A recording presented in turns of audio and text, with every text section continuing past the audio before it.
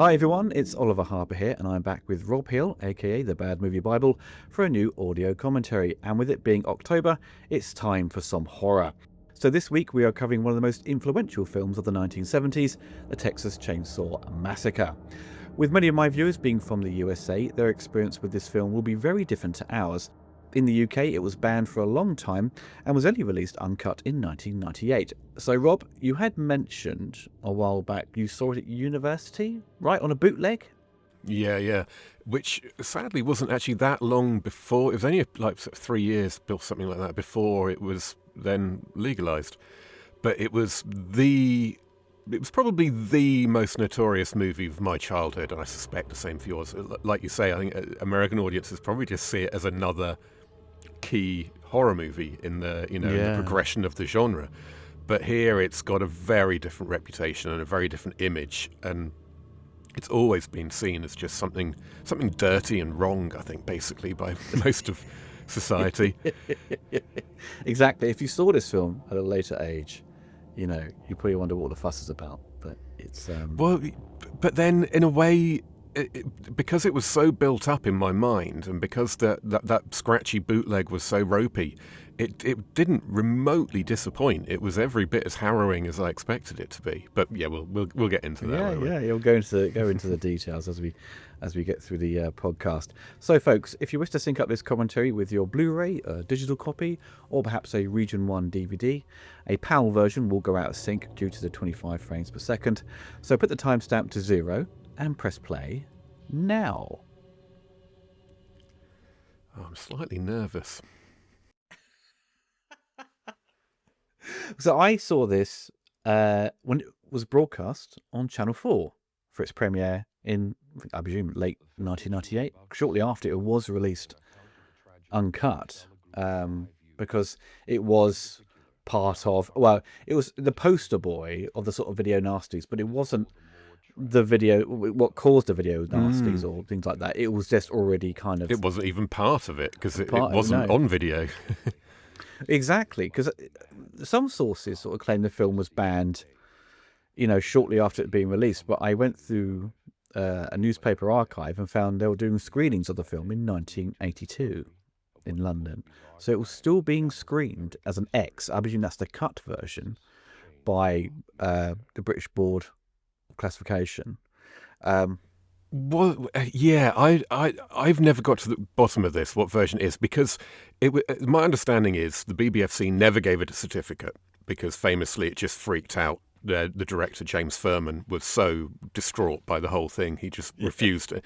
But like, as in most countries, it's a bit vague. It's a bit of a grey area what that actually means, not having a BBFC certificate. Local councils can still take the decision to screen movies if they want to, without. So whether it was I'm not even sure that there was a cut version then, because right, it was. So I'm wondering if it was the full version that was screened on occasion here and there around the country. But yeah, I don't know. Because obviously people will always kind of mention the video nasties thing. So in the early 80s, because takes were coming out unclassified, many kids will be able to watch these films, and there were complaints about like kids having parties and watching these kind of nasty horror films, and then the BBFC kind of got involved and started charging people to certificate these movies, and many of these films were cut, and a lot of the time kids who would see these amazing kind of covers would be disappointed by some of these movies were quite shit. So, or you get some that are really good. You get films that were really good that were kind of slapped on the list with The Evil Dead. That were, these movies were being critiqued and judged by people who weren't experts in film. They were just the Conservative government, It was a classic media frenzy, wasn't it? In the way that we do so well in this country, because our print media is so unbelievably wretched. It's indescribable. And it became a huge thing. It's the front page, protect our children from these video nasties. That was the headlines, but over and over.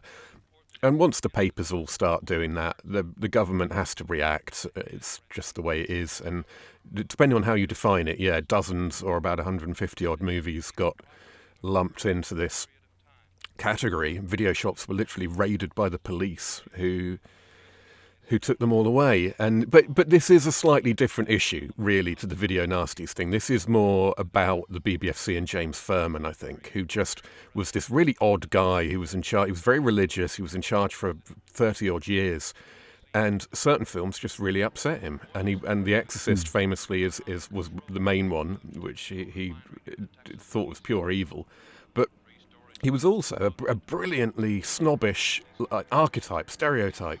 Because have you ever come across this quote? I love it, and it's real as well. What James Furman said, he described the Texas Chain Saw Massacre as the pornography of terror, which is a brilliant phrase and completely right.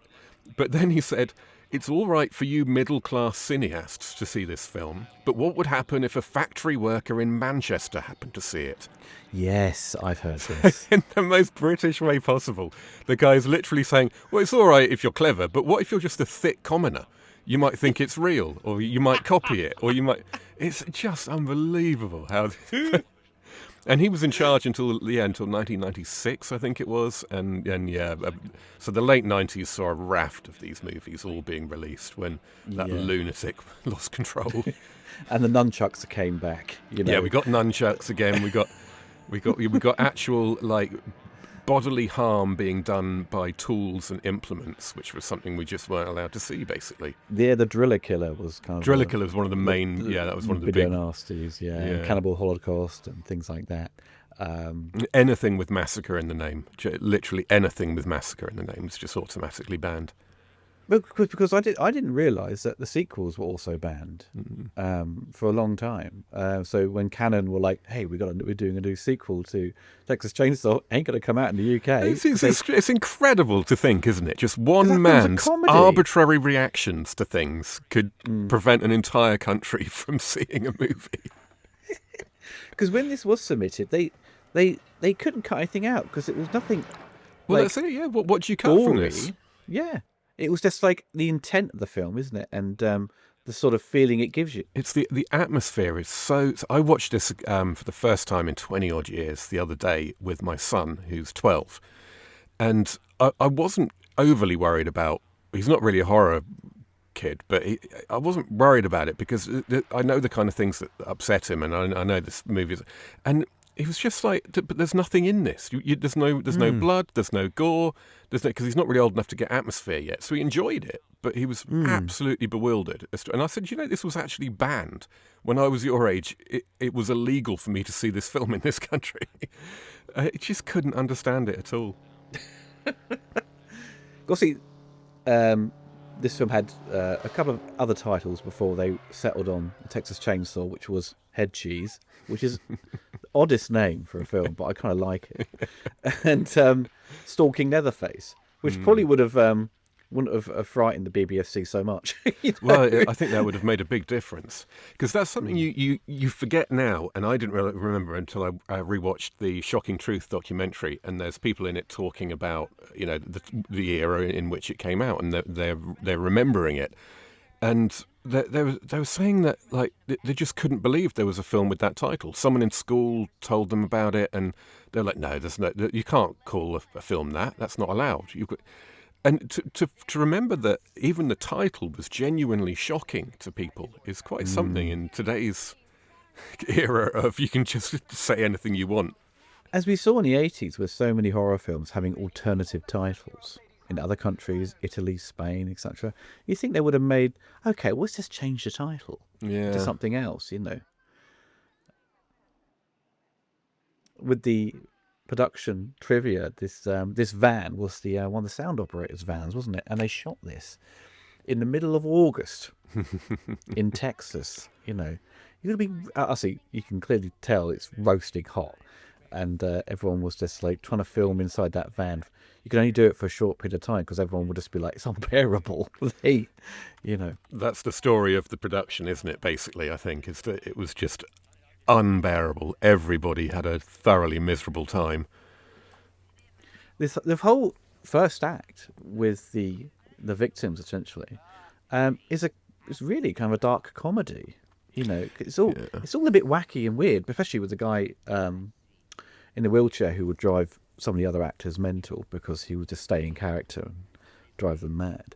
but uh, it was. I found it very amusing, So when you look at this, outside of the title, being somewhat judgmental if you were in the 70s, you think, oh, this is quite amusing. I don't know what the fuss is about until you get to the act with Leatherface. People just didn't get that comedy, though. This is something that Toby Hooper's talked about a lot. He was genuinely surprised when the film was released and nobody got he's not saying it's a comedy, but nobody got the layers of comedy in it. And the scene at the end when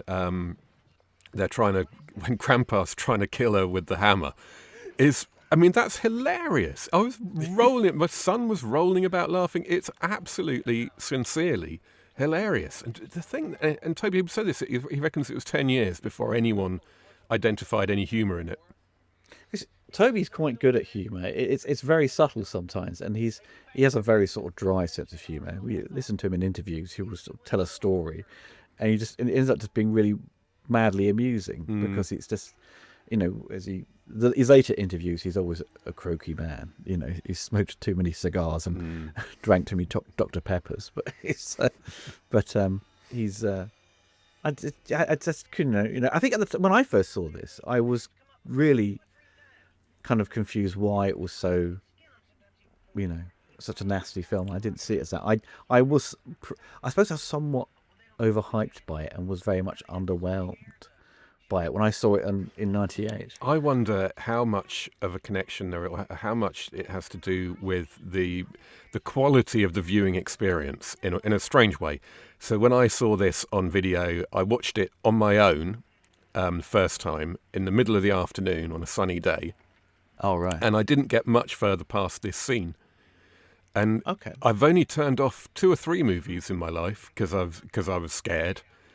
All of them when I was younger, all of them when I'm on my own. And something about the atmosphere of this scene and the really appalling quality VHS I was watching it on, I think was really important and relevant. And it just left me. It's this guy they're about to pick up, the hitchhiker. He was just so weird and off-putting, and the whole experience of watching it was so crackly and broken, and I don't know. The whole thing it absolutely scared the life out of me. And for years, I was kind of scared of this movie. I didn't want to watch it on my own. Didn't trust it. And I mentioned to you earlier, actually, I went back to watch. So I watched the Blu-ray of it this time, and it's still, I think it looks great. I love this kind of fine-grained 16mm. I love the texture of this movie. But then afterwards I went to watch the commentary, and where I was, I only had a DVD player, so I dug out my old DVD and put that on, and realised it's a single-layer DVD. It's got I don't think it's even widescreen. It's the first ever release of it on DVD. And it looks like crap. It looks almost like a VHS rip. And it was immediately about 20% scarier. Just that crappy quality. That's an interesting comment, because the Video Nasties documentary from 2000 has like Neil Marshall in it, Kim Newman, talking about these films. And they said, I think either one of them has sort of mentioned the degrading of a VHS tape as you got, someone made a copy of a copy of a copy, kind of added an extra layer of kind of totally scariness to it, because it's kind of like seeing something that is it's been leaked or something, you know what I mean? Like you weren't supposed to see this, you know what I mean? So yeah, it adds to the flavour. When you see it now, especially there's a 4K version of this film. Yeah. You're seeing it like how it was projected back in the day, and it gives you a kind of a different experience. It does, and and speaking of the grain and the look of it, if you notice the windows in this van, they're all completely white, aren't they? Because they ain't moving. No, they are. They are moving. Weirdly, okay. They are moving. Hair's moving in the wind, and I thought, okay, maybe they're using something to blow it, but I'd never know. Watching it on Blu-ray. It got me really interested in just how they came up with this texture and this look. So I did a bit of digging, and it turns out it was shot on a type of film I've never really understood. This negative film stock that's like reverse color. It's got lots of different names, but it's a type of negative that when you process it, it processes out in positive, not in negative. So you can actually. So normally, your negative film, you shoot onto it, you develop that, and then you run prints off it. You develop it as a negative, black and white, high contrast, and then you run colour prints off that negative. This is a weird type of negative that when you process it, it comes out positive, so you can just project the same piece of film that you shot. You can then put straight into a projector, which is very, to my mind, is like it's almost shouldn't be allowed. There's something about that doesn't make sense at all. But doesn't that mess with the sort of? Wouldn't that avoid the grading process? I'm not exactly sure how you grade within this process, but I know that it's a very. I haven't done the research. It's a really unusual film stock that's only. I could only find one other narrative movie that's ever been shot on it, and it's. Oh God, no! I can't even remember what it is. Oh, The Harder They Come, and sorry, I say one other. There were three. Harder They Come, Assault on Precinct 13, and The Last House on the Left. Oh, so don't they all have a similar look? And isn't it similar to this? It's normally documentaries that are shot on this, like live concert footage and documentaries were shot like this. But that's the sort of the background of Toby, wasn't it? Because he'd done 2 documentaries of PBS. And the look he wanted for this as well. So it makes complete sense that he did it. Well, that's the thing, because when I was watching this the other day with my wife, and she said she'd seen one of the remakes, because there is a lot of fucking like sequels and trying to reboot the franchise in some degree. But she must have seen the one that's done by, I think, maybe Michael Bay or something. But she said that was far more disgusting and gory. But she said this felt more real because of the style of lighting, exactly, and the film stock. Exactly. That's very specifically why Hooper wanted to use this film stock, is to make it look more real. And it's why, going back to my original point, it's why the windows are just pure white like that. Apparently, it's incredibly difficult to expose this film at the right level. So the DP talks about it in the commentary. Actually, he mentions that with what he knows now, he hates looking back at these shots because the windows are blown out and you can't even see the fact that they really were driving about in 120 degree heat, and if they could have just done it stationary. But then Toby Hooper was saying, well, if we weren't driving, it would have been even hotter, because at least this way they had, and apparently that heat was a genuine massive problem throughout shooting. Well, see, the DP was, is it Daniel Pearl? Something like that, yeah. Something like that, because he had gone on to do a shit ton of music videos in the 80s and 90s, but he photographed a bunch of movies, and one of them we had mentioned him before, Rob, because he did Alien vs Predator Requiem. Oh, did he? We were complaining, like, why is it so dark? The one that looks like absolute crap. Yeah, I know. It's like, oh my God, we were like baffled. Was like, this guy's a good DP, right? What's going on? Funnily enough, he keeps talking in the commentary about how he had to make do with hardly any lights. And nowadays, he's got access to all these massive 10K lights, and it's brilliant because you can just flood a scene with light. Well, why didn't you do that then? Exactly. Oh, this is just... I love this scene so much. It is... The Hitchhiker, as he's... I can't remember if he's got a real name, but he's just known as the Hitchhiker, isn't he? Yes, he is, yeah. Just such a gloriously weird character, like so many of them are in this, but he's the best of them all. He's like, you'd come across as the most inbred of the whole or you'd sort of think, because he just doesn't... It's completely loopy, and like... Because Leatherface is basically a grown-up child. You know what I mean? Who can't communicate properly and just makes noises. Yeah, yeah. And the dad seems the most kind of normal in their family. Right? He can operate with... My son said this, actually. So he said something like, so he's the only one who can like go into the real world. Because it's right, isn't it? The rest of them don't interact, or don't appear to interact with the rest of the world at all. It's just him. But is he the dad or is he the brother? Apparently, he was meant to be the elder brother of Leatherface and this guy. I didn't realise that until just recently, watching one of the other loads of documentaries on this, aren't there? Yes, which would so make... so is he credited as the dad then? No, I think he's just... I can't remember what he's credited as, but it's not... It's not, it doesn't define his role in that way. But it would kind of make sense, because there's the whole thing of, like, where are the women in that family? Well, yeah. If there's three generations of them, so maybe that makes... I don't know, maybe it explains that. There's only one woman missing, basically, this way, rather than two.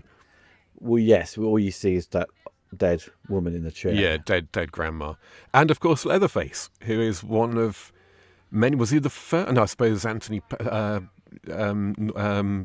Psycho probably had an earlier trans Well, this killer, is basically. well, yeah, because this is obviously most people know, inspired by the Ed Gein crimes of the 1950s.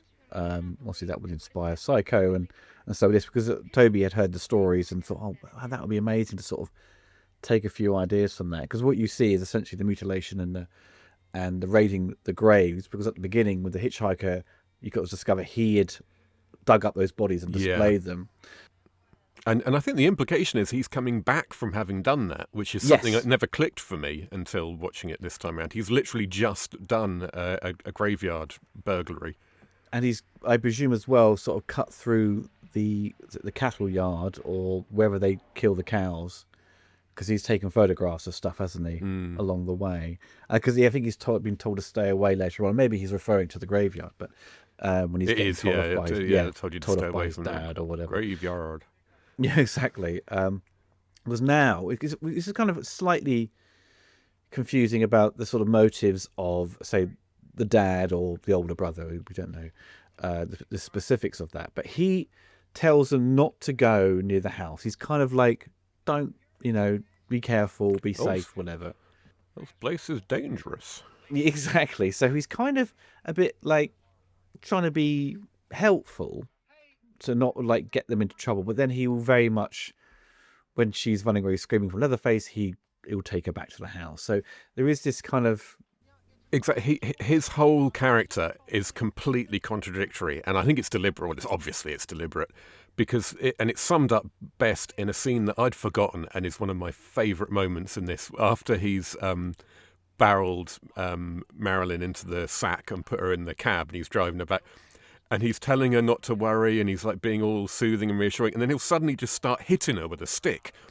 Just, and then he'll go back to, and throughout the movie he does this all the time. When they're in the dinner scene, he's trying to get the kids to behave, but then he's also then encouraging them not to misbehave, and it's all his whole character is he's just a fucking lunatic. I think that's all the motivation any of these characters have, is that they're all just crazy.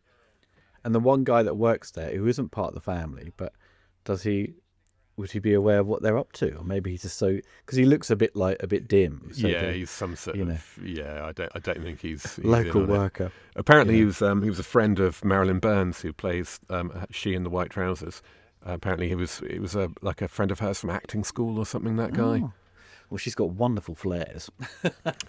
Yeah, it's a great outfit that she wears. I don't want to sound pervy, but the white trousers in a world like this is such a great idea because it's Yeah. just this Highlights the blood. striking image of cleanliness and normality and so on as well. And yeah, anything that goes on them gets highlighted. It kind of looks like a sort of Californian kind of hippies on a road trip, right? Yeah. But also because at the beginning, she had come back to visit the graveyard and had she overheard that her grandparents had been dug up? Were they the grandparents at the beginning on the display that starts the film, or because there were reports of when she got there, she was saying about the ground didn't look like it had been disturbed.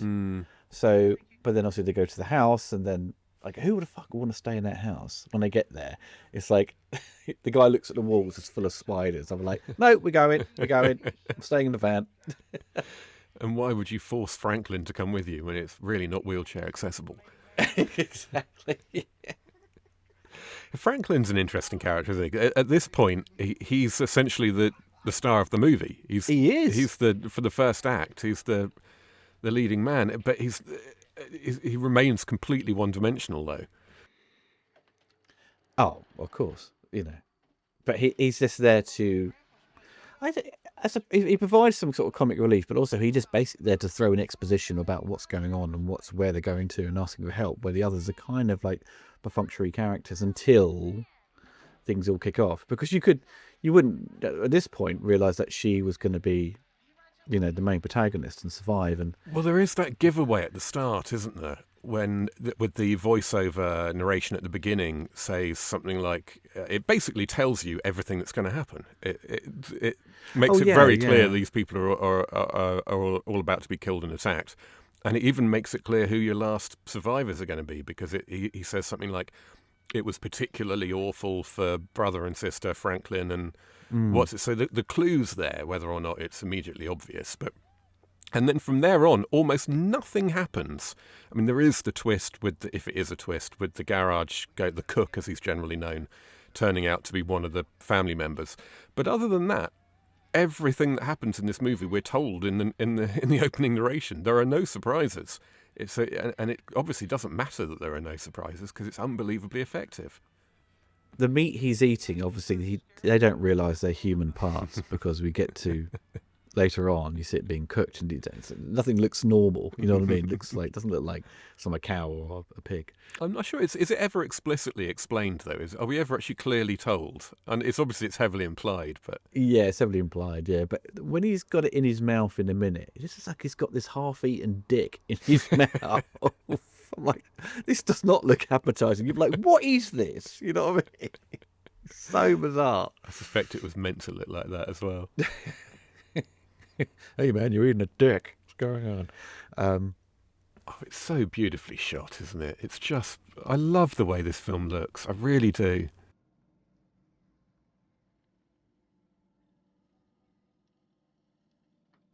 Now there was obviously frustration from the actors and even the cast, because this film was very low budget.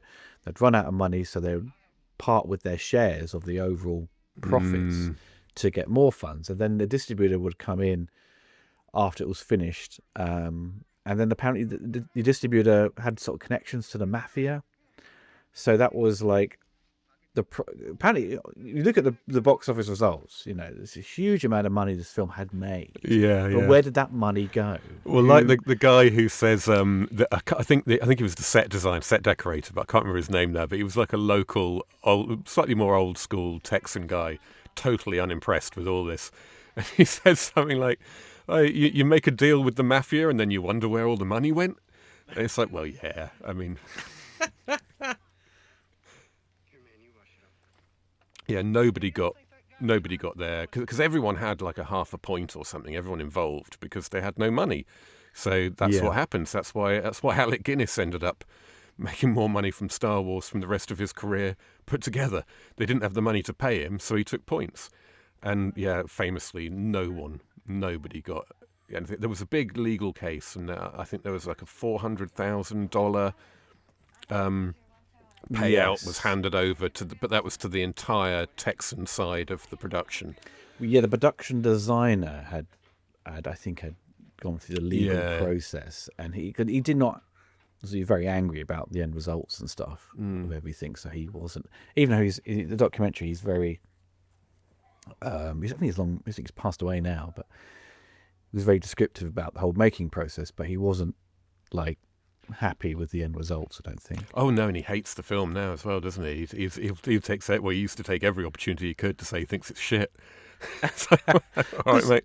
Because people said there's either people love this movie or they hate it. It doesn't seem to be generally a middle ground with Texas Chain Saw. I mean, over the years, I've seen it a couple of times, but it's not a movie that would draw me in for entertainment values. I feel like having a nice relaxing evening. Let's watch Texas Chain Saw.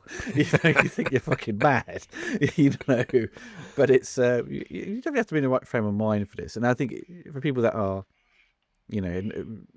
sort of maybe part of their yearly watch for Halloween, of course it fits into that. But I would probably in favour of number 2 more than the first one for entertainment, man. You know what I mean? It's funny, isn't it? Like I say, it's a long time since I've gone back to it, but throughout those 20 years, I'd still have considered it, one of my top 10 horror movies. But for some reason, I've moved away from it a little bit more than others. But coming back to it, wow, this is a real fucking movie. This is a real movie. It's when it gets to the house, which is so unopposing from the outside. It's like clean Texan house. You say Norman Rockwell kind of thing going on, and then inside is a house of horrors, and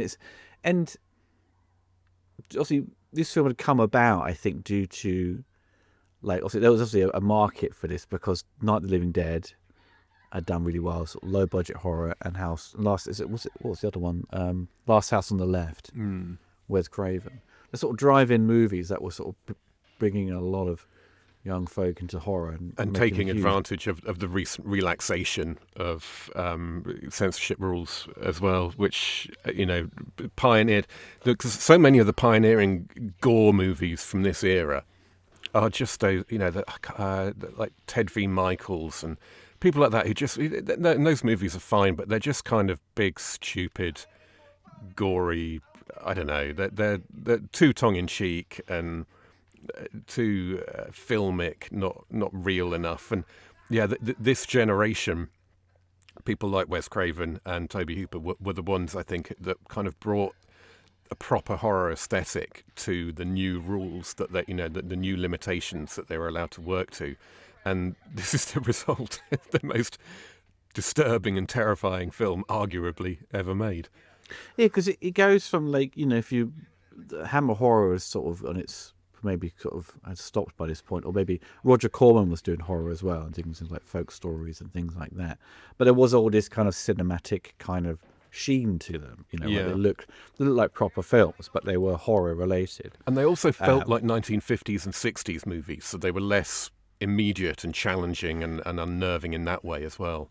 Because also they rely on maybe sort of actors from that period who were popular in those horror movies, so they're there as a kind of like to give the movie some cachet, some like make it look, it'll sell the movie better. But that comes with that is that kind of, why are they in this kind of new horror film? They're a bit out of place, an old actor, whatever, right? But with this stuff, especially with Night of the Living Dead, and what would come after that is this, not make it look like a Hollywood movie, is to make it feel real. And there's that sort of documentary background of these directors who would then funnel that style of camera work and lighting and make it kind of work. You're working with a limited crew, right? So you're not gonna have things look too lush. You're just going to rely on natural lighting. Yeah, but even the lower budget people like Ted V. Michaels and Herschel Gordon Lewis, people like that, they weren't working with a lot of money, but their aesthetic was still one of yesterday, not of tomorrow. It wasn't this kind of immediate and relatable style that people like Wes Craven and Tobe Hooper pioneered. And I suspect that's why this freaked so many people out. That first of all, suddenly there's real gore in movies, but at least it's only in big, shiny, stupid movies. It's not upsetting gore, it's just silly gore. And then suddenly this, Last House on the Left. Because of its influence of this film on other filmmakers, we would see this kind of, not the same premise, but you could say the same premise, but the same archetype of characters and the situations they're put in. But what this film has, what some of the other films don't have, is that the characters aren't stupid. Yeah. Right, which I really appreciate. And because once he goes in the house, then she's like, oh, he's taking a bit too long. And she starts calling out his name, and then she goes in, because you would do that naturally. It's all completely believable, yeah. Yeah, because they're not like put themselves in a scenario which is just like, well, what, you're a fucking idiot, why'd you do that? They've just gone in looking for gas, need some help, and the house on the exterior, it looks normal, everything's fine. They've done a very good job of looking after their garden. You know what I mean? Good gardeners. And inside the house, there isn't a zombie or an alien or a monster. It's just a really messed up family. That's another striking thing in a lot of ways, is that there's no supernatural element. There's nothing, there's nothing unbelievable to get your head around. It's another thing that makes it incredibly immediate and relatable. Yeah, because obviously in America, there's so much land, and so you got to drive everywhere to get anywhere, right? Texas, especially, and Texas, yeah, especially, where if you just got this massive strip of road and suddenly you've got one farmhouse by itself, you don't know what's going on inside that house. You can get away with anything. So there is this. Again, it plays on to people's paranoia and the reality of the situation where you think, oh yeah, I don't know what my neighbour's doing, So there's no neighbours here. All you've got is this dilapidated house, which was their grandfather's house. It's been left there for years, and next door you've got Leatherface and his family with this kind of facade. Wasn't the facade of the petrol station kind of connected to it in some way, isn't it? It's a bit. I'm getting a bit confused because the video game, right? I've got the video game of this, right? We can run around the whole entire house, you go underground, all this stuff. Right? It's amazing. Right. And then I think not that far down is the petrol station, right? So you got that kind of all as part. Well, of it's in running. It's within running distance, isn't it? Because she runs to it in a that swing. That swing just makes me feel scared. Oh. It's Evil Dead vibes here. Yeah, it's before Evil Dead. Yeah, what's the scariest swing in horror movies? I wonder. That's a top 10 we'll do one day. Top 10 swings. There you go. That's a new video for you, Rob. Top 10 worst best swings. And the family, although you mentioned earlier that it was inspired by Ed Gein, but apparently only in a fairly roundabout way, which again is something I hadn't realised until I think it's one of the more recent documentaries, like The Legend of the Texas Chain Saw Massacre or something. It's more about the fandom of it. And Toby Hooper was talking about it, and famously Ed Gein was actually in Wisconsin. And but Toby Hooper's relatives from Wisconsin would come visit when he was a kid and tell him stories about Ed Gein because they lived apparently very close by. And he remembered all these stories, but forgot the name Ed Gein, forgot the context and so on, and later on made this movie. And it was only afterwards that someone made the connection to Ed Gein and said, oh, this is like Ed Gein. And he's like, oh, is that a really famous story? I didn't realise it. So it was kind of inspired by Ed Gein, but only in a very nebulous way. Yes, because you got things like the furniture's made out of bones and stuff.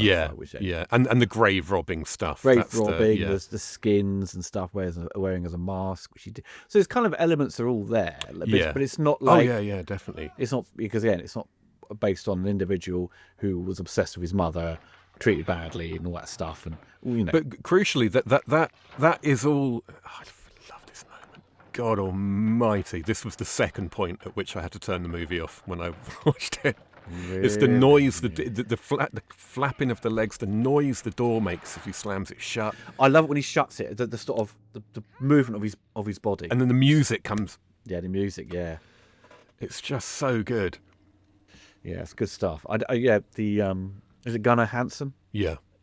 So his body movements is brilliant in that. And that first shot. I mean, this shot here with the camera's looking down. This shot is so good. They almost ended up shutting down production over this because I don't know who was on set telling Toby Hooper what to do, but apparently the production people were in control of everything. And this shot wasn't storyboarded and wasn't part of the plan. Hooper and the DP just came up with it on the spot, and they were so adamant it would be a great shot that they were. And the production people were like, "No, we've shot everything today. We're going." And it got to the point where Hooper had to threaten to quit unless they let him do this. And they said, "Fine, quit." So, but he shot it anyway, and obviously it all went away in the end. But that's the most memorable shot, with the possible exception of obviously the final one with the sunrise. Yeah. But yeah, he's an interesting character, Gunnar Hansen. It reminds me a bit of who's the guy who plays Pinhead? I've forgotten his. Oh God. He talks about this role as if it's Shakespeare, and he brought a lot to it, and I don't want to take away from that or diminish that, but the Ed Gein stuff ties back in as well, actually, because the whole it's Doug Bradley. Bradley, that's it. Yeah. What you were just saying about Ed Gein dressing up like his mum, which is obviously where the psycho thing comes from as well. Something I'd never really grasped until recently was the extent to which Leatherface is doing that. I think there is another way to tell this story, which is that he misses his mum, and that's why he's so messed up. Because he adopts different personas throughout the movie. And he changes his mask too. So like later on, he puts makeup on and a wig and serves dinner. And so that's obviously him mimicking the role of the mother who is no longer there to do this. And that's one of the more sort of textured elements that you don't necessarily notice at first, but that adds a lot. Well, what Gunnar adds is I think it's it's got common trivia, is that even though he's like the most frightening character in the film, he's the most frightened as well, because you see him shortly after this, like opening the curtains, looking around, because he's like, where are these people coming Where from? are they coming from? Yeah, and he's just so like great. That sits moment. down, like trying to think, like what's going on, So, and he's fretting because he knows he's going to be in trouble. And considering for someone who's wearing a mask and doesn't speak, it's an incredibly expressive performance. So I don't want to take anything away from him. when he starts talking, he's Gunnar. He's a very well spoken man. Yeah. and Sounds he was just offered like Stanley Kubrick. Exactly the same voice. he was offered the sequels, wasn't he? But he was only offered scale for role, and they wouldn't add anything on top. Thinking, well, wouldn't having me in it sort of be what would be the benefit in terms of extra pay, right? So that was Cannon was certainly weren't going to pay him anymore. Yeah, no, he's got nothing but terrible things to say about Cannon. Yeah, because they strung him along a bit, I think, and as so often happens in these movies, the big villain in The Mask isn't brought back in the sequel because they want paying, and someone just says, well, anyone can do that. They tried making Nightmare on Elm Street 2, was it 2 or 3, I forget, without Robert Englund, and literally had to stop shooting after a few days and bring him in. This bit is just brilliant. Oh, it's that bit there, yeah. 'Cause again, you're not seeing the penetration of the blade. Right? Everyone believes that this is one of the goriest scenes ever shot, and there isn't even any blood, hardly really. It's all like in your mind. You think, oh, like, you could feel that. You know what I mean? Go in your back. It's just the performance and the. And what we're not really appreciating because we're talking is the sound design as well, which I think is just spectacular. That's the biggest takeaway I had this time watching it. Is the sound design is everything. It's so clever and really reminiscent of Jaws, especially the first half hour. The way the audio's layered, and you hear just snippets of comments from a character, a bit of radio.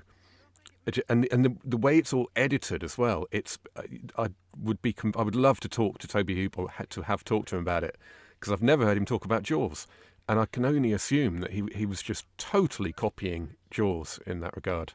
Well, Jaws was, I think, when was Jaws? Was 75, that's a good point. Yeah, it wasn't even made yet, was it? What am I talking about? So Spielberg was copying Hooper. Yeah, perhaps. Because it's not that. I mean, obviously, this overlapping dialogue thing became a big deal in the 60s. And Robert Altman pioneers.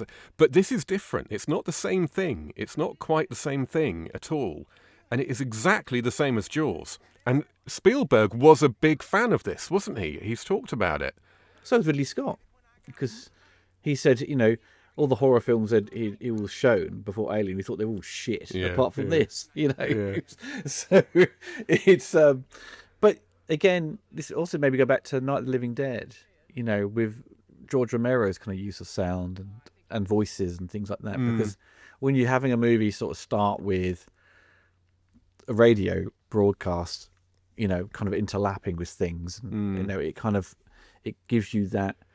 Again, it all adds to the gritty realism of the situation, along with the background noise as well. That's something, I don't know if it's deliberate, but there's often a lot of just if they're in the van, the noise of the van is quite loud. And that's a Jaws thing as well. You get like the wind and so on in Jaws is really loud at times, and there are points. There's that key conversation between the mayor and Brody when they're on the ferry. And you can it's almost impossible to hear what they're saying. I've wanted to use clips of that in videos before, but you can't really, because the background noise is just too much.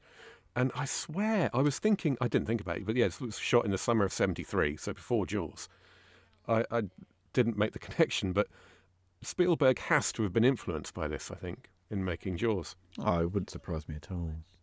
This took a year to edit, didn't it? Because Toby Hooper had sat there in his living room, just editing the movie, and working with a sound guy. Because Toby, I think it's the only movie after Eggshells he'd done in '69, which I've not seen actually. No, I haven't. Not seen that. It's quite. I think the whole movie's on YouTube, where he would mainly just be the director, right?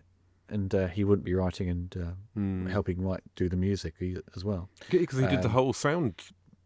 He worked with someone I else mean, with there the is. sound. Yeah. Oh, did he? Yeah, but he was certainly very involved in it. And, Well, dude, that's, as we all see with directors and low budget films, you've got to take on other responsibilities, And like Evil Dead as well, which we've mentioned a couple of times, I always think it's interesting that filmmakers of this era, so many of them who we associate so strongly with horror, like Sam Raimi and Tobe Hooper, never actually had any interest in horror. It was just, that's the genre you made your first movie in, because you could do it cheap and there'd be a guaranteed audience. And then they kind of almost get stuck with it. Yeah, that's the thing, isn't it? Because, Toby, like, they suggest things or like something gory. He's like, oh no, that's too much, because he would be a bit like, how come I'm not doing that? It's extraordinary when you think, that he had to keep on saying no to it. Like the opening Armadillo, Dead Armadillo, that was meant to be a dog, wasn't it? And Hooper was like, I'm not opening on a dog, not a domestic pet people love. But I think most of these filmmakers, though, end up just being kind of sci-fi nerds, you know what I mean? Because he was so desperate to do a remake of Invaders of Mars, Invaders from Mars. So it's a sci-fi guy, and it's kind of that. Again, it falls into filmmakers wanting to tap into their youth, and that was the 50s. Yeah. So that's what we saw in the 80s. A lot of them doing that, and Joe Dante probably being the finest example of that, or maybe along with Spielberg. Well, yeah. With this, I suppose audiences were probably wanting them to do something like this instead, because that was, come the sequel, Cannon want him to do this again. But he's not going to do that again. He wants to do, I'm going to go crazy and go mad and make it funny. Obviously, the first one was meant to be half comedy, and nobody got that, so I have to make the second one even funnier. That was literally what he did. And then Cannon hated it. Imagine this was sold as a comedy. Everyone's going, can you make it funnier? Oh, this guy's a classic guy from the 70s. Like, looks like Matt Stone, It's sort of curly hair with glasses, God, even sitting in this environment. This bit here kind of did go back to it. This bit was like, it's left me, because I'd forgotten at this point what now transpires, and I was just like, oh God, get out of there, man. It's there's a quote in one of the documentaries, and I can't remember who said it, but I thought it was brilliant. They said, this film is designed to attack you. Horror movies nowadays want to hide behind a door and make you jump. This was made to attack you. That's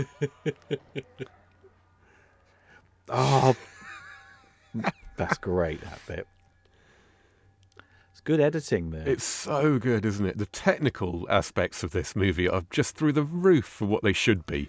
Because it falls in line actually, because the editing's quite well, it's pretty tight with the when it comes to the sort of the violence, it cuts quite quickly and things, but it ends up being more terrifying in that regard. And it's like the argument with the MPAA in regards to RoboCop.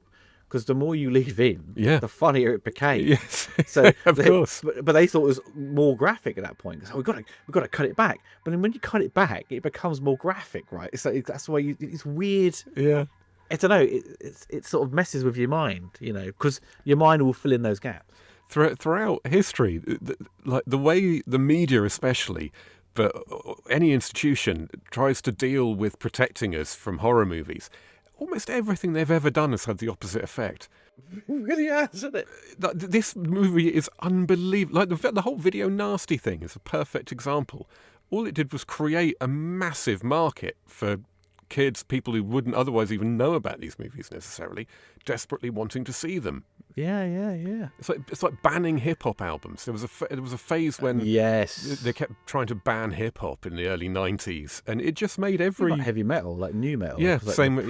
Parental advisory would be on the CD. Like, really? It's got a swear word in it. Oh, right, okay. Woody Allen. A bit of a tangent, but apparently Woody Allen's got a novel out. His first novel that he's ever written. Oh, right. And the only reason I know about it is because every bloody newspaper in this country is falling over themselves to interview him so that they can have a feature about how we should be ignoring this guy now. We shouldn't be giving him money. We shouldn't be buying his products. We shouldn't be. Well, then stop advertising them for him. You've put him on the cover of your magazine with a big scary headline in the hope that people will rubberneck buy the thing to learn just how awful this thing is. And you're telling it's, everything you try to do to stop people experiencing something is just going to make them want to experience it more. Oh, it's the whole attitude of like your parents say don't do that and you do it. That's the thing. So is this what you were saying you think goes on a bit long? Yes. So going back to this, upon rewatching it recently, this sequence here where they're sort of looking for their friends and they're calling out for them, it goes on for a bit too long. And then when she goes in the house and then she runs away, she jumps out the window, which is a wicked moment, right?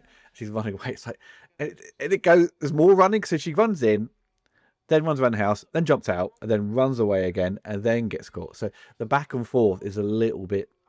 Because by this point, once he's being killed off in the wheelchair, which is a great scene where he just comes out with a light and just goes. It's the only bit that's a genuine jump scare in the movie. Yes, and you see the blood go on his face. It kind of this point it runs out of story, and it's just like, okay, you're just gonna have her experience being in a horrible situation, which is fine. I'm not, but it's like if there was a little bit more to it, then it would have justified kind of the runtime. But if you can't cut it, because the film was quite short anyway, once you start cutting away at some of these running around back and forth scenes, it's sort of an even shorter movie. So I think it's I know what you mean when you say it. I know what you mean. Like this, they're still having this conversation now that they were a few minutes ago. Give me the torch. But it does serve a purpose for me though, to have this kind of downtime in between the time spent with Leatherface and the family. Maybe they could have thought of something more interesting to be doing. There are a few deleted scenes, aren't there? A couple of bits here and there, but nothing that's really going to change anything. Wasn't there something discovered more recently? Because I know one Blu-ray had come out, which is a jazzed up version of the film, when they didn't have these deleted scenes, and suddenly there's newly discovered deleted scenes. Oh, really? I remember there's a couple I've seen where the first couple who get killed, whose names I can't remember, who go off to find the water hole and then end up finding the family first.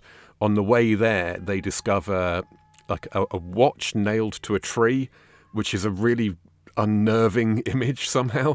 Just the nail right through the face of the watch, and like a tent that's all been torn up. So we get an initial indication that there might be someone, there might be a threat around here. Well, there was, you do see something like that early on. When they approached, you saw that tent and you saw things dangling, but maybe that was extended a bit more. You see like sign, you see there are all the things dangling. I can't remember if you see the tent or not there, but there's a whole scene where they like talk about that.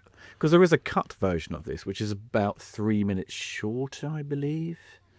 This is like 83 minutes, which is the uncut one. So I know a couple of scenes were trimmed. I wonder what they take out. Do you know? That's the thing. I'm like, what is there to cut? Yeah, because there's nothing like. Again, it's not like you're watching. I don't know, like a Saw movie where they've cut something out for TV. Yeah, It's like, you know what I mean? Or like the cut version of RoboCop, which ends up being really funny. But this is the exact opposite of a movie like Saw, or more contemporary, probably Friday the 13th, where it's just about the kills, whereas this is just about the atmosphere. Now, watching this, because we watched like an HD copy, right? And I watched it the other day in 4K, and there's moments, even watching it, you couldn't really see what's happening. Imagine watching this back in the 80s on a bootleg VHS tape. You wouldn't be able to see fuck all. It's like, what are you watching a video nasty? I can't see anything. You feel like, it's great, isn't it? I actually went to see, when it was finally... it made me jump then. It's so good. This whole running around the forest stuff is very Sam Raimi had clearly taken ideas from, right? Yeah, because it wasn't a big running around in the woods. And then you get the trees get her and stuff. Yeah.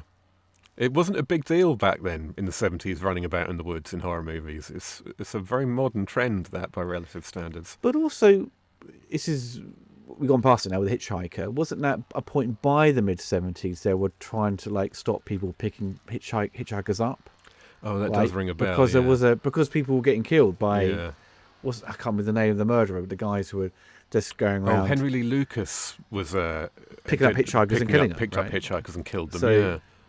So it's always kind of like this. Don't bother. But no, this is the reverse because they're picking him up. But it's kind of like, even before they picked him up, they were like, he looks a bit weird.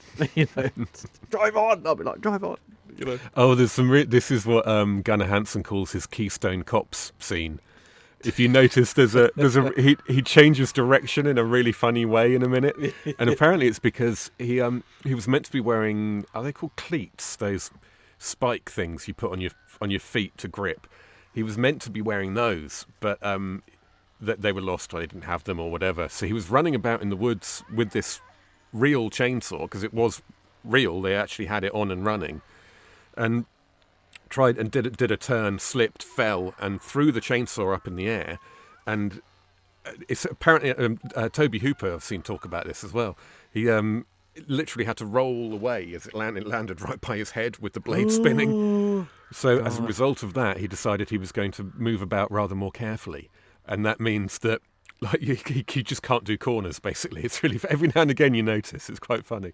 When there's a good one coming up actually when she runs away from the front door in a moment, and he then runs into shot, and it really does look like a comedy cartoon. You want a little sound effect added.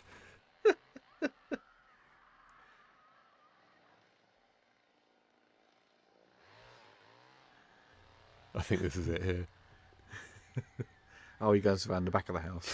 Oh, there you go. Yeah. Well, isn't that funny? It's a lot clearer on the... Yeah, because they talk about it in the commentary. It's a lot clearer on the DVD than it is on this Blu-ray rip. Oh, because it was graded to increase the brightness maybe for CRTs, maybe. Because a lot of films have to be regraded, like Batman. Tim Burton's Batman had to be regraded for tape and home video because it was too dark for regular TV, so you had to increase the brightness of it. This could do with being a bit brighter. Looking at it now, it's the blacks are all a bit crushed on the. I mean, it's probably just the encryption on the rip that we're watching. Hello, dearie. And it was the same guy made all this stuff, didn't he? It's the stories. He's just trawling through piles of dead livestock in farmland and butchers' yards and all sorts. It's so funny. She goes back down the stairs. She'd be like, I think it'd be quite easy to hide from him. You know what I mean? If you're thinking straight. Yeah. Where'd you go? That was a funny stunt as well, wasn't it? Have you heard the story about that stunt and how she hurt herself? She kind of hurt herself when she landed, but I don't think she jumped from that height, obviously. No, well, no, they had, apparently they had a stunt woman jump out of the window onto a mattress, or maybe it's the other way around, I forget now, but then to get the shot of her actually landing, they needed her. And in order to make it look right, they had to make her jump from higher up than the stunt person had onto the mattress in order to make it look right. I think that's one of the reasons why Marilyn Burns has had a difficult relationship with this film over the years, I think, hasn't she? She wouldn't have anything to do with it for a long time. Well, she passed away. A lot of the people have passed away now. She had a heart attack at like 65, I think. Yeah. That's a shame. Yeah, she was. It was a nightmare of a shoot, as we've mentioned, and she was in most of the scenes, so suffered most through it. And then kept on having to do quite difficult physical stuff. There's a bit coming up in the garage where she has to be thrown down on the floor, and apparently that was 17 takes, and it really is a concrete floor, and she wasn't wearing any padding. Did you? When it was re-released, did you go see it in the cinema in '98? Yes, I saw it in a beautiful old Art Deco cinema in Bristol with. It was almost empty except for two groups of students. Oh, and I was a student myself at the time, but I was a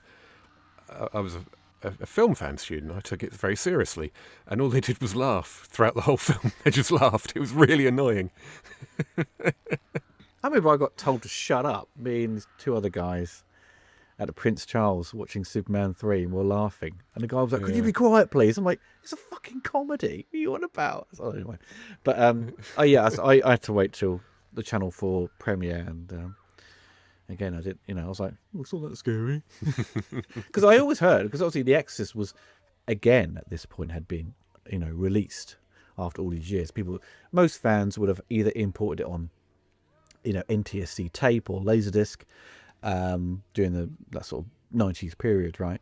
But my mum had seen The Exorcist when it came out, and she said it was absolutely terrifying. She probably understood why it was kind of banned, but I don't think she would have not seen this when it came out. But My mum read it while she was pregnant with me. really, Yeah. What, the book, The Exorcist? Yeah. Yeah. Brilliant. But yeah, that was a little bit different because you could screen The Exorcist in theatres in the 80s, as I remember it anyway. So it wasn't as... it was the video release that was You couldn't see. that was not permitted by the BBFC. Again, because of this whole, well, that way anyone could see it if it's on video. Children, common people, anyone who's not equipped. Yeah. Well, that was it, because that was all the kids having birthday parties and watching a horror movie. Yeah. Well, that's... but... And it's because it goes back into, because I've had this discussion with you before, because you see these great VHS covers of these these horror movies of the 80s. But it goes in step with video games, which you had great covers for your Spectrum or Commodore 64 game. And, half the time, those horror movies, amazing cover, would have generally a pretty naff movie behind it all. You may think differently because what you deal with, Rob, you're bad movies. But general consensus, well, most of them are quite bad. But then there's like video games where the cover's great, the game is shit.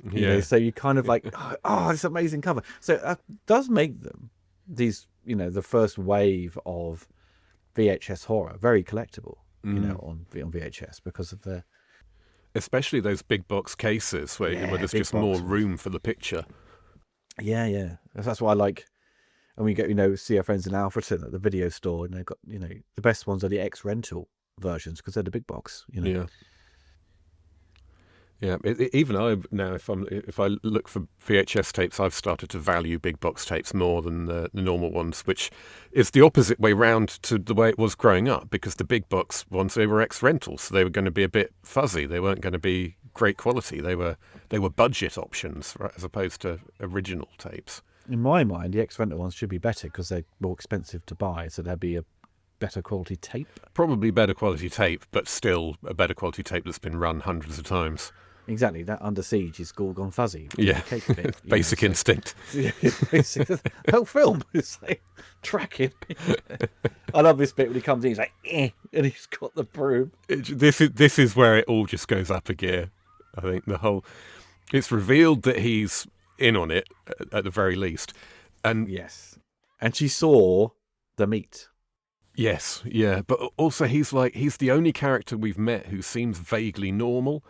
And so for it to be revealed that he's actually maybe even the craziest of all of them, it just means that all bets are off, doesn't it? It means you could very easily believe that she's going to die at this point if you don't know the movie. Oh, yeah. But now, if you hadn't, at the beginning, if you saw it in the 70s, right, you'd probably think, oh, she's going to die, right? But because so many movies would kind of copy the sort of formula and the format of things, right? By this point, you'd probably know she wouldn't die because she's the last surviving person, right? So she would get out, she would escape. But also, she become sort of the archetype, sort of female lead that would inspire the last girl, trope, yeah, Halloween and Elm Street. I wonder when. Yeah, I'm sure there are earlier examples, but this is clearly the one that stuck, isn't it? I think. But I mean, the thing is that trope wasn't established then, and no, it wasn't, everything that's happened so far in this movie would have been completely new to anyone watching it. So there's just no way of knowing what's going to happen. That's what made it so terrifying, wasn't it? Because it was just so different, You mentioned the sequel a couple of times. That's you're more of a Texas 2 guy. Yeah, because it's just so bonkers. And I love the madness of it all. And Dennis Hopper with a chainsaw as well. And then this guy obviously comes back, the dad or whatever, and he's like, turns his character up to 11. You know, everything. So Leatherface looks rubbish. The mask they give him, I don't know what they did with that. Oh, that zoom in. God, I'm loving this. I really am. Look at that shot.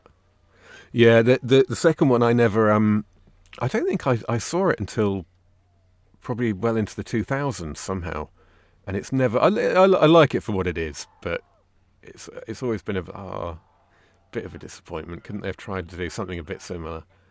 But God, it's better than anything that followed, I think, isn't it? The third one's even worse. Is that the Renee Zellweger one? Or, no, that's the fourth one, isn't it? Yeah. Yeah. It's Texas Chain Saw Massacre: The Quest for Peace. Yes. The third one's called Leatherface, isn't it? I think, or Leatherface. The teaser though for the Texas 3 is brilliant. It's such a great teaser. Oh, I've never really seen it. Good. Go check it out, man. But yeah, the film was rubbish, and because they cut the MPAA butchered it all, and the director said he won't take his name off it, but it's too late because they've already printed Reel 1, and he said it made him look incompetent. You know, he's so annoyed. You know. And the fourth one was directed by the writer of this one. Yes, yeah. I've forgotten his name now. Which he said he didn't want to do at first, but you know, sort of the role became bigger and bigger, and he sort of took on the role as a director. And I'm not sure if I've seen any of the remakes, because there've been at least 2, haven't there? There's I think attempts to reboot. Yes, yeah, but I've not seen. I think because of, I don't know. I'm not a guy who's into gore, right? Really, as a sort of, that's not going to be a selling point for me. No, I kind of like psychological kind of horror. Mm-hmm. Right? So the prospect of saying, if you saw these kind of remakes happen, they would rely more on the gore, and I'm like, I don't really want to see that. I think what works for me, Texas Chainsaw, is the sort of grittiness and reality of it all. And because I love number 2, because it's so wacky and bonkers, it's just, I don't know, it's a different take on it. It's like the Gremlins 2. Yeah. He did a Gremlins 2 before Joe Dante, you know what I mean? Yeah. And to be fair, that's exactly what you should do, isn't it? There's no point just trying to do the same thing again, or trying to give people the same thing again.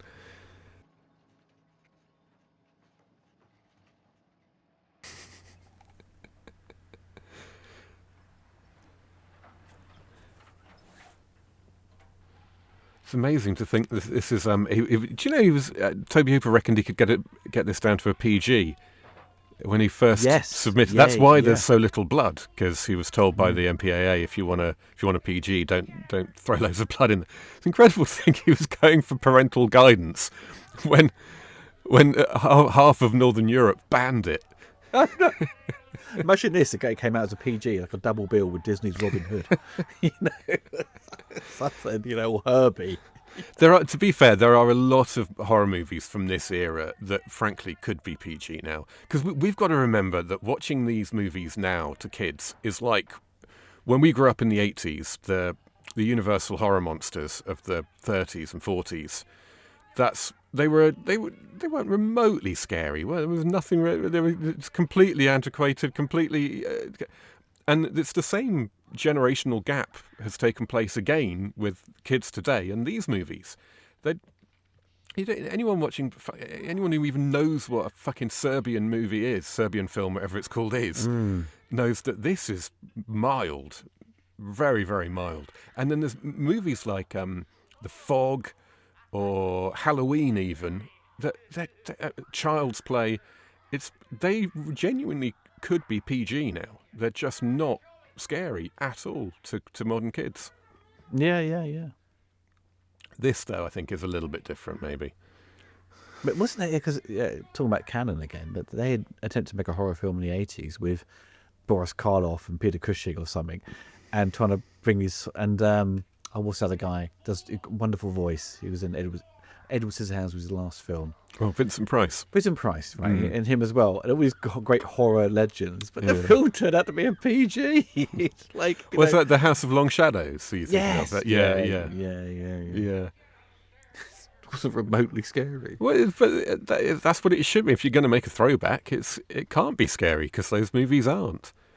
The best ones have do develop an atmosphere again that you can, that can be effective. But That's yeah. and they're fantastic films. I'm absolutely not having a go at them. I love old Universal horror movies.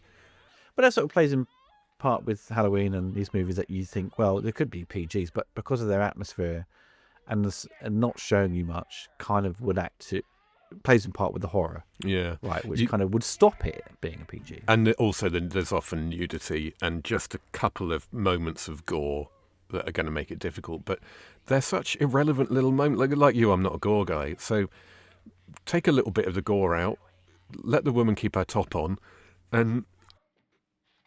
Bish bash bosh, you got a 12. Yeah. Give it to Pixar.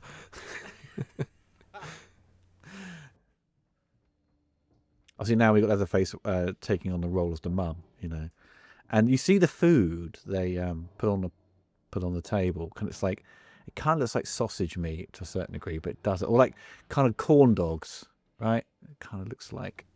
I think you know what we're meant to think of with those. Yeah. God, this is where this is where we go up another gear now, isn't it? I just thought, why did you leave the grandpa upstairs? Just leave him downstairs. Such a faff. Because they then film it with them slowly taking him downstairs. It's like, I suppose it plays in part with the sort of the tension, right? I love it. Expectation, because he's just gonna, he sucks on her blood, and just the fact that everything's a bit off. They're not acting like people should act. Because this house, wasn't it? It's a real house, wasn't it? And they it was turned into like a restaurant, like a grill house. You can go you can go and eat dinner in there. I don't think it still is, but this was like from the documentary from the year 2000. So, but it was all like so white, and the stairs were full of like teddy bears and stuff. Just for like some old ladies, menopausal woman or something. It's just taken over. It's just become this weird place. Someone who loves collecting teddy bears. The guy playing Grandad, or whatever his name is was 18, wasn't he?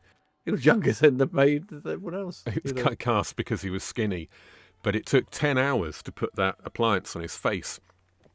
So he hated it so much. This was the hottest day. That this scene was where everything came to a head, because they shot pretty much in order, didn't they? It was broadly shot in movie order, in scene order. So by the time they got to this, everyone was fed up. Everyone had enough of the heat. Everyone was knackered. And then this scene begins, and the guy says that I'm not spending another 10 hours for scale pay getting this put on my face. You've got to shoot everything in one go.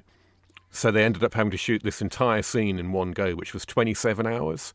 And I think that's actually true, because you see several different people in the documentary all say pretty much exactly the same length of time. It's not one of them saying 50 hours and the other one saying 12. So 27-hour shoot, 120 degrees in this room, because they've got to have the lights. Obviously, it's the hottest day of the year anyway. And by all accounts, it was just the most miserable experience. And her finger is cut for real too, because they couldn't get the... oh my God. Gunnar Hansen, frankly, for the first time, I've found myself listening to a story of an actor and thinking, that's irresponsible. You've gone too far there. That's not acceptable. What happened was they had a blade with like a bit of tape on it to obviously protect her finger, and a blood pack that was meant to, squirt out. And no matter what they did, they couldn't get the pipe for the blood pack thing to distribute blood. And like I said, by this point, everyone's completely lost their minds. Gunnar Hansen says that he genuinely lost track of who he was and what was happening. And at one point, he really did think he had to kill her. And apparently, he just got so fed up of it not working, without anyone noticing, he just pulled off the tape and did it for real. And she was furious about it. And Toby Hooper was like, I need everyone to know I didn't tell him to do this. He did this himself. Wasn't there... I know one of the sound operators said like no one really had respect for Toby, because it was like at first, so like he was the only filmmaker in Texas who'd gone on to do something kind of yeah. He made a movie, right? He did documentaries, PBS, and did Eggshells. So, but when they were working with him, they didn't really Yeah. treated with much respect. I think that's an ongoing thing in Toby Hooper's career. You often hear this, don't you? We've heard similar things about Life Force, I think, didn't we? When we were Yeah. Because he was, I think, well, by that stage, he was like just pumped full of drugs, right? So yeah, he was just like manic, like, oh, loads of energy, then suddenly he'll crash. yeah, And like and make errors with the filming, had to do loads of reshoots. yeah, And yeah. The whole first few days of shooting had to be done over. And he's not, he's a fairly unassuming guy too. He's not like a big booming demand your respect type figure, is he? Really. So you mentioned earlier before we started as well that you feel like this scene maybe goes on a bit long. Am I right? And was it? there's too much. There's just screams for too long. I think this is just perfection. This is cinematic perfection. It was. I think you can look at it 2 ways, right? Like the screaming adds to the sort of the scare shock factor, and makes you uneasy, right? Because it's excessive. But when I was watching it was like, during the daytime, I was just like, shut up, woman. I was just getting a bit, it was the opposite effect. It was frustrating me. And then she starts talking. I was like, oh, thank God for that.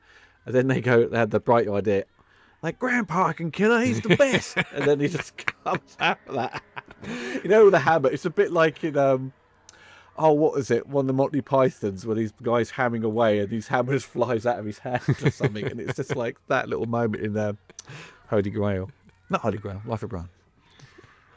I think this is just perfect. This is one of the most perfect scenes. I'm not a big horror guy, but this is what horror should be. The photography on the eye just sort of zooms in so close. Yeah. It's all earned. That's why I think it's all earned. This is what we've built up to. It hasn't just come out of nowhere. Oh, can you imagine seeing that on a theatre screen? A close up of an eyeball like that. Look at him. It's just brilliant. I love he's put the makeup on the mask. I know, we miss it. There's a Joker in it. There's a deleted scene where he serves dinner, and then he's obviously starts worrying that he's not made himself up nicely enough, so he goes off, and there's a scene of him putting more makeup on. But they ditched it for whatever reason. But it really emphasises the whole thing of the fact that he is essentially playing the matriarch. He's trying to be Mummy.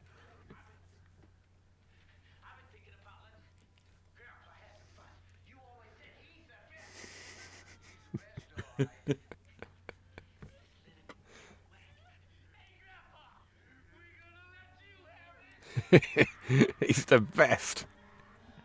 It's like when he's rubbish, isn't he? It's so funny though when you see it. They're kind of like who, in my mind, I was thinking the sort of fill in the blanks of their sort of backstory. So who had influenced who? Was it Grandpa who was the cannibal that sort of, fed his offspring human meat, and then they just continued on with that, right? Must be. Yeah, you'd guess so, wouldn't you? I mean, one of the main themes is obviously meat. The opening scene is, it's just all about cows and cattle. So I don't know whether there's like an attempt to like create a link, a connection between cattle and humans, and that's all we were. Because the context of this is very much post-Vietnam, or the closing stages of Vietnam. Watergate is going on, I think, right as they're shooting, if not just before.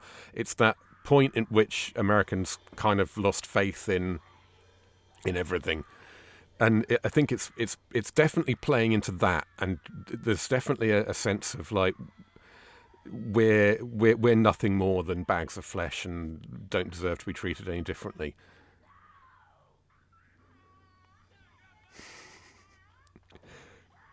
It's like the great. I remember one critic saying it's like a headstone for the summer of love. Like that great optimism that was around in America, in particular in the late '60s, that was just destroyed by Vietnam, Watergate, and so on. And this is what the answer to all that is.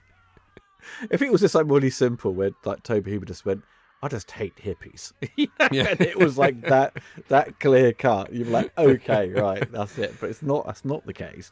But it's If John Milius had made this, that's what he'd be saying. yeah, it would have been. He would have killed him with a big broadsword, Yeah. or something.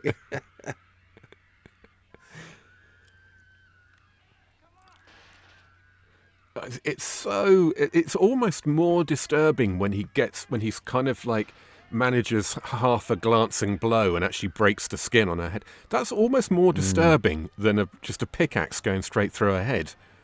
That was probably one of the bits they would have cut, you think, if there was a cut version. Here we go. She could do another window smash. I love that contrast. It feels like it's nighttime. Yeah. Still jumps out. The sun's coming up now. Yeah. It's a great bit. Wasn't it like one of the actors was basically running too fast because she wasn't fast enough? Isn't it? Is it Hitchhiker guy? Or maybe it was Gunner. That's the bit when she's clambering into the pickup at the very end. Okay. Because I thought he was just basically the actor's, like, just messing with it. He's cutting her, isn't he, as he's running along? Yeah, it's just, I find this so disturbing, the fact that when he catches up with her, he doesn't stop her. He just wants to play with her, and she's so convincing. It's a really great performance, especially considering how few close-ups she gets and how limited her dialogue is. It is, isn't it? It's weird because when you see the film cuts really quickly because you don't fully soak in what they look like for a while. No, there's hardly. They just don't get the close-ups that you would in This 80s is great, horror. though. I love this bit. He definitely deserved this. It's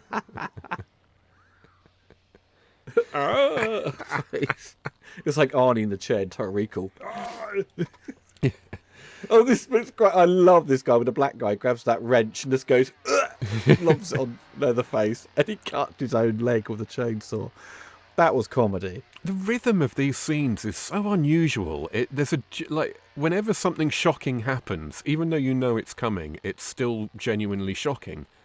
And I really can feel this guy's sense of what the fuck is going on? What have I just driven into? It's really obvious. But I love how he doesn't jump on the van at the end. He just runs down the street. I've always found that going. The first few times I saw this, I just wondered what happened to him, because you don't, unless you're paying attention, especially on video, you don't see what happened. You don't see the fact that he kind of carries on running. He just suddenly disappears. He's just not in it anymore.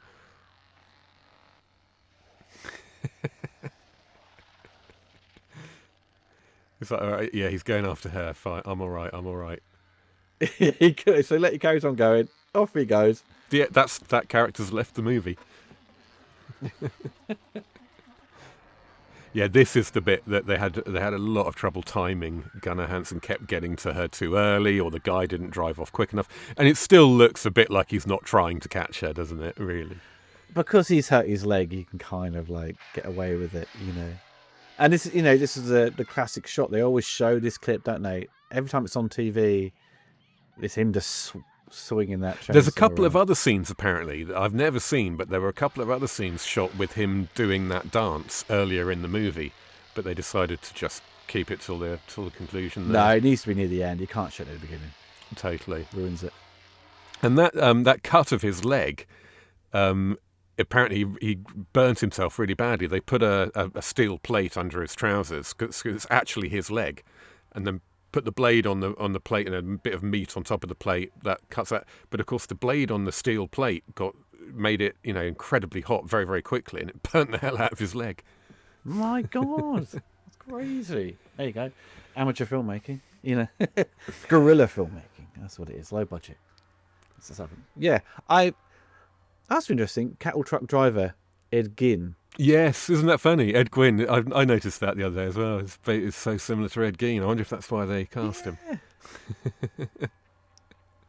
Well, that was watching that kind of twice in a row. after in 24 hours. It's I still had a blast watching this actually, despite the little niggles I have with it, like pacing and stuff. All that some scenes I think I would have cut down a little bit, but that's just like nitpicking. But it still really works despite being 50 years old. It's mad, isn't it? It's but I'm always going to be baffled why this was really banned. You know what I mean? It's just I've seen worse. In terms of like shock horror. Got to remember we always do remember, it needs to be remembered when it was made. When this came out, there was nothing like, very little anyway. Like horror was a completely different world. And to see it in that context, and then obviously it just scared the hell out of James Furman. And we had a system that was so ridiculous. All it had to do, a movie, was to scare a religious man, and he had the power to stop an entire nation from seeing it. Which is also what happened throughout Scandinavia, and Australia banned it. It's it wasn't just. Oh, Germany were always very strict, weren't they? Germany, it wasn't. It was. I think it came out on video, but they couldn't screen it in cinemas or something weird like that. But to remember that context or to understand that context is really hard. But even just the context I have with it, that experience of hearing so much about it throughout the 80s and never being able to see it, and then seeing it in that, and then watching it now, that three completely different contexts, but it clearly works in all three of them because it scared the shit out of that guy in the 70s. I think it's a perfect film. I don't think there's anything you could do to improve that film. And then 25 years ago or whatever, 30 years ago, it was even more terrifying. I would probably say at a younger age, I was probably more terrified by The Evil Dead, the first one, compared to Texas Chain Saw. I think just down to ghoulish things, zombies and stuff, and well, it definitely deploys more jump scares. Evil Dead does. So yeah. That always works generally, and this only had one jump scare, didn't it? Or maybe two, you could say, when the guy walks in and then sees her in the fridge and turns around, he's like and then gets killed. I suppose technically, you could say that, and the same with the first kill in the doorway in a way, but they're so well executed, and they don't follow the language and rhythm of a modern jump scare. They're slightly different, and I see them as separate. But it is what I've always been interested in, is what different nations and different peoples find so offensive that it needs to be banned, and how they go about banning it. We've got this thing in the UK with gory violence. It's maybe it's a Europe thing in general, and violence in general. Whereas in the States, violence is much more accepted. I remember Barry Norman getting really upset with Mel Gibson over Lethal Weapon 3 or 4, one of them, and it was like, it's just an action movie. To me, I don't remember it being particular. But he was really, and it's like, but this kind of violence isn't for the mainstream. It can't become the norm. It can't become acceptable. I'm thinking back, what violence? But then, in the States, the country to which we're probably most culturally similar in a lot of ways, that violence is fine. But religion and anything dealing with Christianity and religion becomes really sensitive. Not with a national censor. They're wise enough in the States not to have a body that's capable of just unilaterally banning a movie. So it doesn't really happen. I think that the First Amendment essentially protects movies so long as they're not obscene, is my understanding of the rule. But then you get these church groups and town councils and so on that have so much power and influence that they can stop a movie dead in its tracks. Like The Last Temptation of Christ, I remember being a huge thing when I was young. The kerfuffle about that, it made the news in the UK that this was going on in the States. And of course, no one's going to care about that in the UK. And likewise with Dogma, The Life of Brian. But it has always baffled me with America that you could release a film unrated. It still get released. You can still release it. Exactly, yeah. So that was always baffling to me. But you could do it because that's part of the rules that you can do that. No one's going to stop. Yeah, the idea of, like I keep saying, the idea of one body just being able to go, no, that's too scary for other people, or I don't like it, therefore no one can see it. Well, that was always the argument, isn't it? It's all different interpretation how one person may see it than another. And that was a difficult conundrum. wasn't And it? then the BBFC got a real thing, a real bee in their bonnet about the idea that even if a movie is passed as an 18, once it's on video, it's potentially viewable to anyone, and therefore which is what YouTube once told me, that anything in a video, even if it's not made for a child could walk into the room at any point, in which case it needs to be child. Well, then what's the point in having a separate category for adult? But Doesn't make sense, man. censorship, man, it's not something I've ever really got my head around. Well, everyone, I hope you enjoyed the commentary. Me and Rob will be back with some more commentaries very soon. But take care of yourselves, and goodbye for now.